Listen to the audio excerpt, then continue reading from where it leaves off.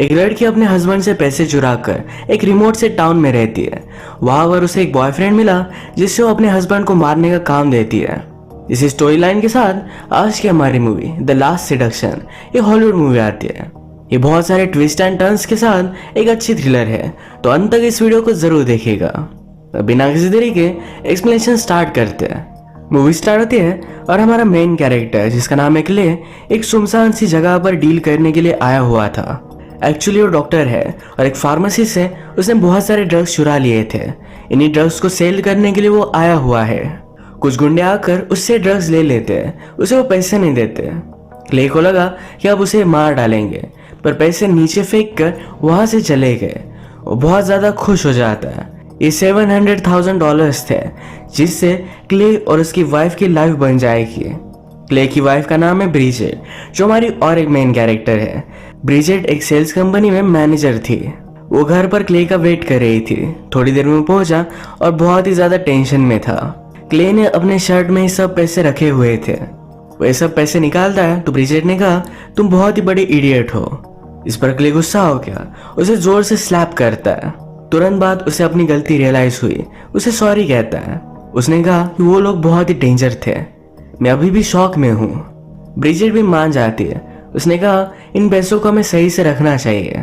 अब जब clay shower लेने के लिए गया तो ब्रिजेट उसके लिए एक लेटर लिखकर सब पैसे लेकर चली जाती है। शावर से बाहर आने पर क्ले बहुत ही गुस्सा हो जाता है।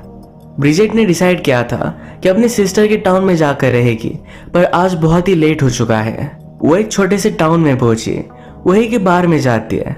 इसी बार में हमारा और एक मेन कैरेक्टर है, इसका नाम है माइक। माइक का अभी अभी डिवोर्स हुआ था और वो फिर से इस टाउन में आ चुका है, पर ये टाउन उससे अच्छा नहीं लगता।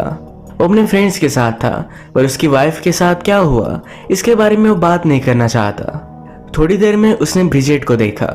ब्रिजेट बारटेंडर से ड्रिंक मांगती है, पर बारटेंडर ने उसे पूरी तरीके से इग्नोर कर दिया। फिर माइक ने जाकर बारटेंडर से प्लीज कहा।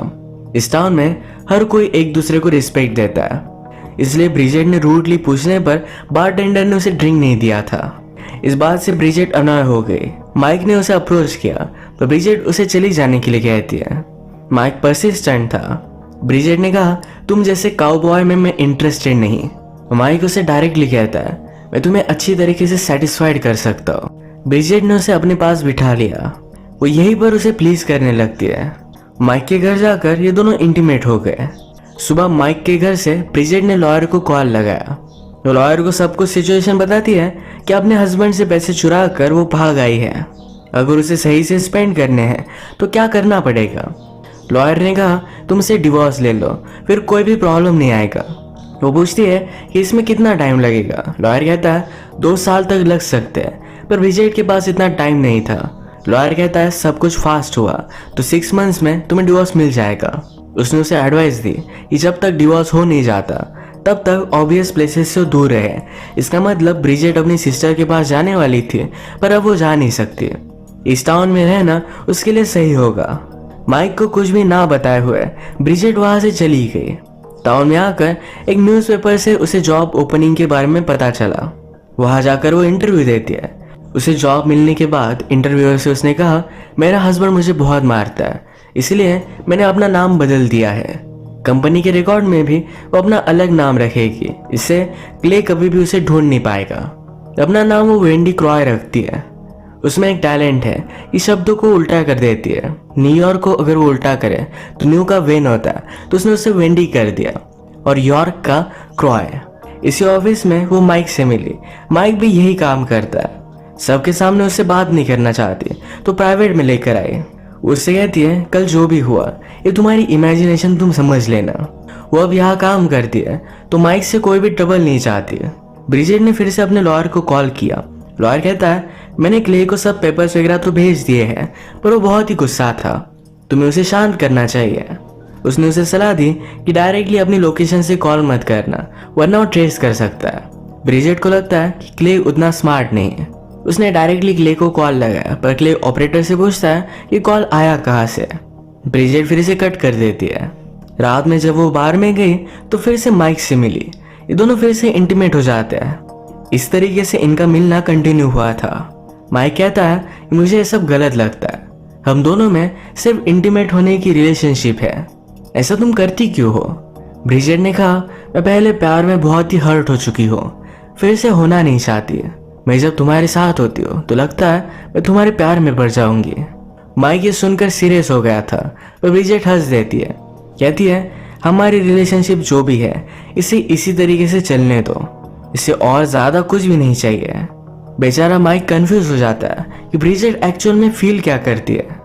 माइक ने कहा, मुझे तुम्हारे बारे में चीजें जाननी है। उसे फोन बिल से पता चल गया था कि ब्रिजेट न्यूयॉर्क से है। अगले दिन ब्रिजेट ने क्ले को कॉल लगाया, पर क्ले ये भी ट्रेस कर रहा था। ब्रिजेट ने कहा, मुझे नीचे के पब्लिक फोन का नंबर दो, वही मैं कॉल करती हूँ। क्ले ने फोन के कनेक्शन घर में बनवा लिए थे। उसके पास एक डिटेक्टिव था जो इस कॉल को ट्रेस कर रहा है। क्ले ने ब्रिजेट से कहा कि हमारे ऊपर $100,000 का लोन है। हर वीक इन्हें $10,000 का इंटरेस्ट देना पड़ता है, क्योंकि ये लोन उन्होंने एक गुंडे से लिया था। ब्रिजेट ने कहा कि मैं तुम्हें तुम्हारे लोन के पैसे दे दूंगी, ऊपर से और भी कुछ देने वाली है, पर वो इसके बदले में डिवोर्स चाहती थी। क्ले ये मानता नहीं। अचानक से उसके घर के फोन बजने लग गए।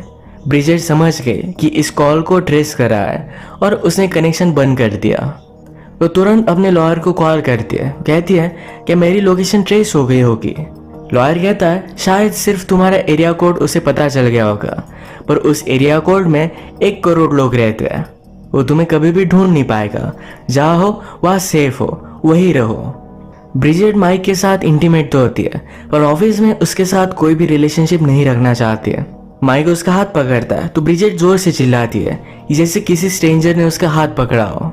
नेक्स्ट सीन में क्ले अपने डिटेक्टिव को कह रहा था कि उस एरिया कोड में जाकर वो ब्रिजेट को ढूंढे।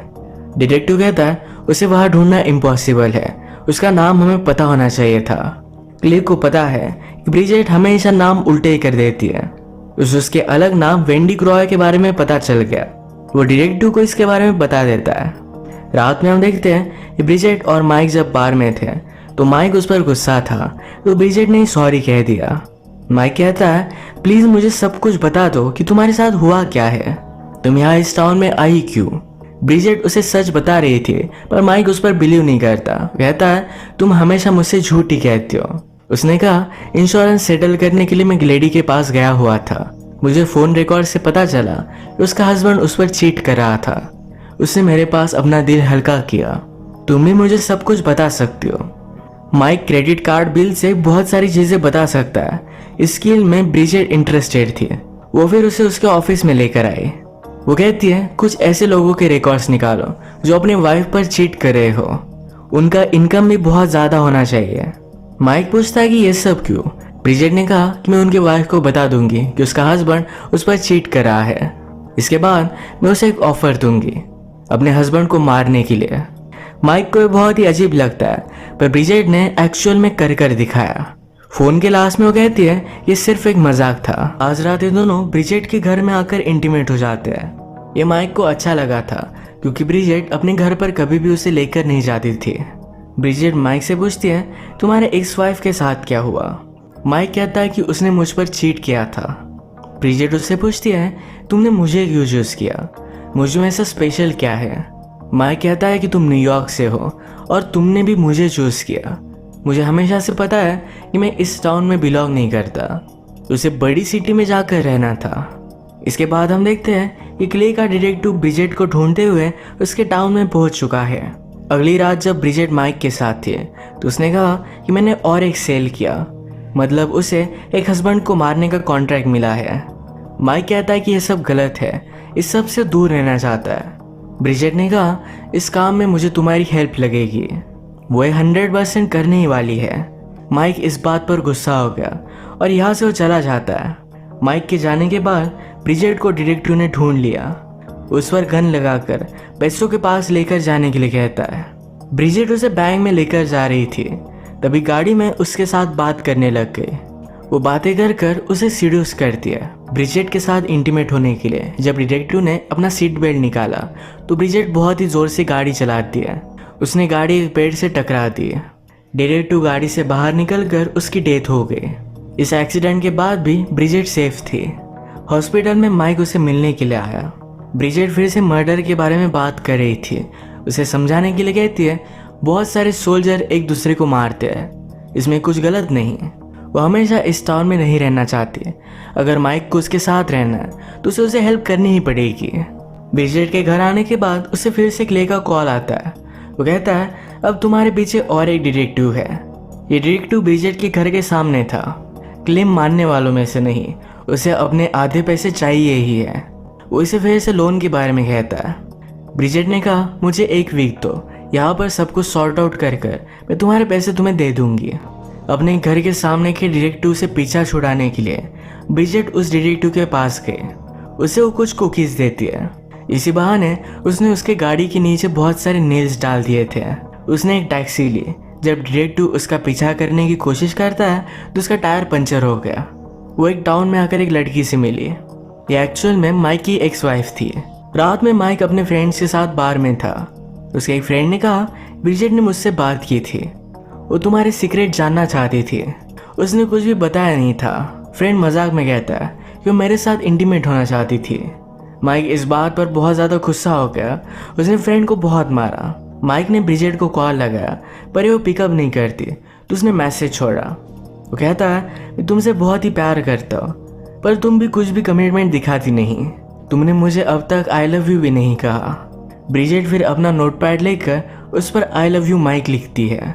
उसे पता था कि रात में माइक उसके घर पर आ जाएगा। वो घर में ही छुप गई थी। माइक ने सब कुछ देखी तो ब्रिजेट का नोटपैड में वो उसे प्यार करती है इसके बारे में उसे पता चला। ब्रिजेट उसे मैनिपुलेट कर रही है। अगले दिन जब वो फिर से आया तो ब्रिजेट घर में उसे मिली। ब्रिजेट ने उसे कहा था कि मैं वीकेंड के लिए न्यूयॉर्क जा रही हूँ पर वो गई नहीं। इस बात से माइक सरप्राइज था। उससे पूछता है तुम कहाँ गई थी। ब्रिजेट ने कहा कि मैं एक हस्बैंड को मारने के लिए गई थी। इसे मारने के बाद मुझे बहुत सारे पैसे भी मिले, जो पैसे उसने क्ले से चुराए हैं। ये पैसे वो माइक को दिखा देती है। उसने गुस्से में माइक को घर से निकाल दिया। माइक ब्रिजेट के प्यार में अंधा हो चुका था।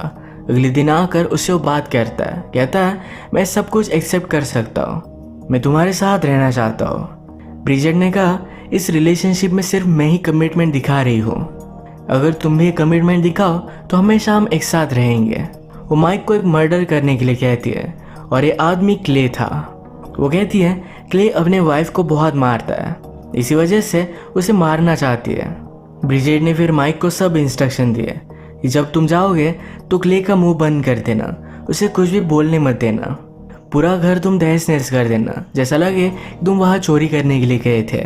माइक फिर न्यूयॉर्क में पहुँच गया। उसे लगा कि ब्रिजेट घर पर ही है, पर ब्रिजेट भी उस पर नजर रख रही थी।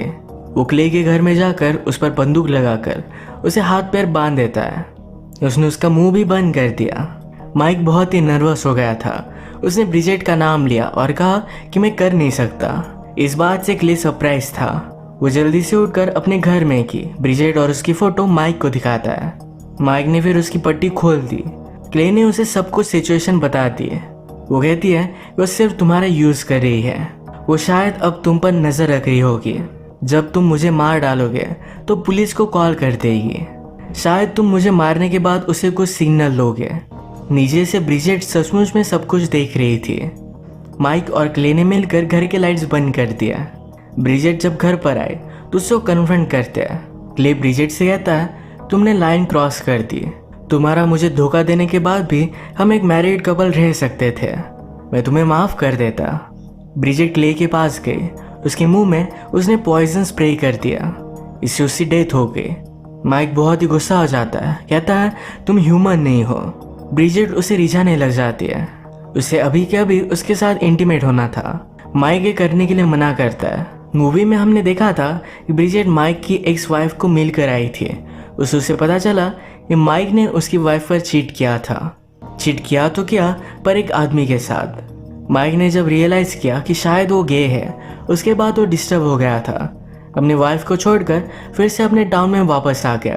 ब्रिजेट ने माइक से कहा तुम्हारी एक्स वाइफ से मुझे पता है तुम नामर्द हो। माइक गुस्सा हो जाता है और यही उसके साथ इंटीमेट होने लग गया। इंटीमेट होते वक्त ही ब्रिजेट पुलिस को कॉल कर देती है।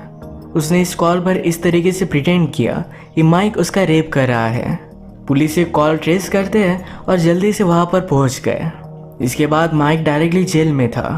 अपने लॉयर से बात कर रहा था। जो भी जिस तरीके से हुआ इसके बारे में उसने अपने लॉयर को सब कुछ बताया, पर लॉयर कहता है तुम्हारे पास ब्रिजेट के खिलाफ कोई भी सबूत नहीं।